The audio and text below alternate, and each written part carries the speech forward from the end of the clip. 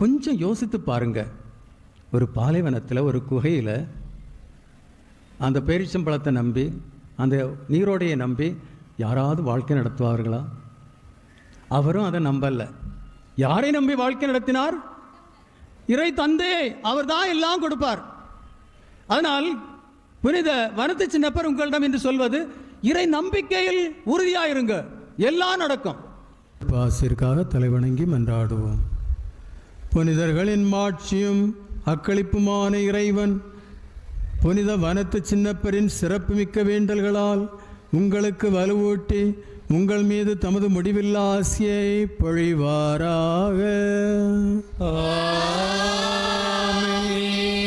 நீங்கள் புனித வனத்து சின்னப்பரின் பரிந்துரையால் இம்மையில் தீமைகள் அனைத்திலிருந்தும் விடுதலையும் அவருடைய புனித வாழ்வின் எடுத்துக்காட்டினால் பயிற்சியும் பெற்று இறைவனுக்கும் சகோதர சகோதரிகளுக்கும் பணி செய்வதில் என்றும் கருத்தூன்றியவர்களாய் காணப்படுவீர்களாக.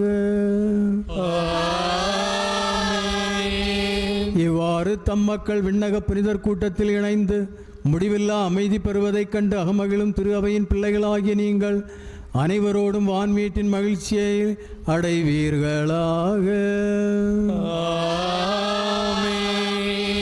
எல்லாம் வல்ல இறைவன் தந்தை, மகன், தூயாவியார் உங்கள் அனைவரையும் ஆசீர்வதிப்பாராக.